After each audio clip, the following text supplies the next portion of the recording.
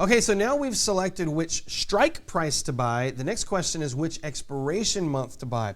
So here's the rules that I follow on this. I'm typically looking for 4 weeks more time than you need to be in the trade. Now, how much time do you need to be in a trade? Well, typically you can look back at the typical moves for a trade and say, this stock typically moves for 2 or 3 weeks and then it stops, or moves for 5 or 6 days and then it stops. And that's typically what I'm going to look for. I'm going to look at what I expect to be in the trade based on historical moves, and then buy 4 weeks more time than that. Now, if you need to err, if you need to go one way or the other, if in doubt, buy the extra time. The cost of buying too little time is really not worth it. So I put here a remember. Remember, the cost of buying too little time is theta. And so every day you're going to be losing a little bit of money based on that theta. And so you want to buy some extra time. Now, there's a flip here. You can also buy too much time where there's not enough interest out there, and people aren't trading 8 months in the future. So you're going to have a harder time getting in and out of those options. So typically what it's going to look like is 4 weeks more time. And usually you can almost always say it's going to be next month. That's usually what it ends up looking like. So if you're trading in the month of March, and let's say that it's the first week of March, you're probably going to be trading April options. If you're trading in April, you're probably going to be trading May options, unless you're maybe in the last week of April. If you're the last week of April, you're probably starting to look forward at June options. And that's usually the way it's going to work. But 4 weeks more time is kind of the rule here. So let's take a look at an option chain here. And at the time of this screenshot, it's July. And so we're going to be looking really at the August expirations. That's going to put us 44 days into the future. And that was the option that we looked at in the last chunk here, where the price was $3.20. Now, if you want to go further in the future, that's fine. We can go to September. The cost on that is only $3.95, but look at the danger of it. Look at your open interest. You've only got 310 open interest. And so that's the problem with getting too far in the future. You start to have lower open interest. Now, you could trade this.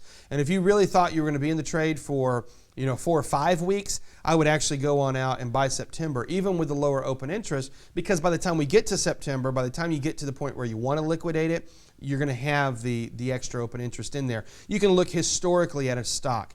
Look historically at what the options typically do right at the month of expiration, right before that. And you're going to be able to get an idea, does the open interest come up? And if it does come up, then it's okay to trade less than 1,000 if you know you're going to be in the trade for a while.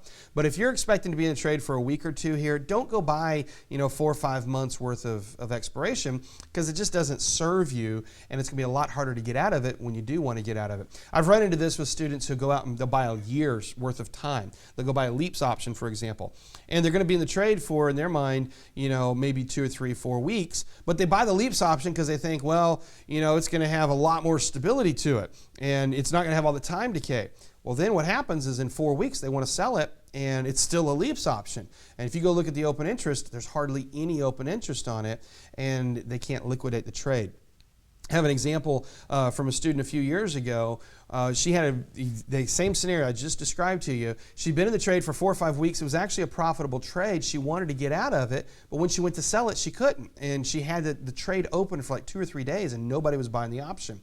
And so I went and I looked at it, and I said, how many contracts do you have? She had 5 contracts. And how much open interest was there? There was 5 open interest. She controlled the entire market. She had the entirety of what was out there. Nobody else was trading this particular option except for her. That's why she couldn't liquidate it, because no one wanted it. And so she just simply had to wait for a little while until she could get out of the trade.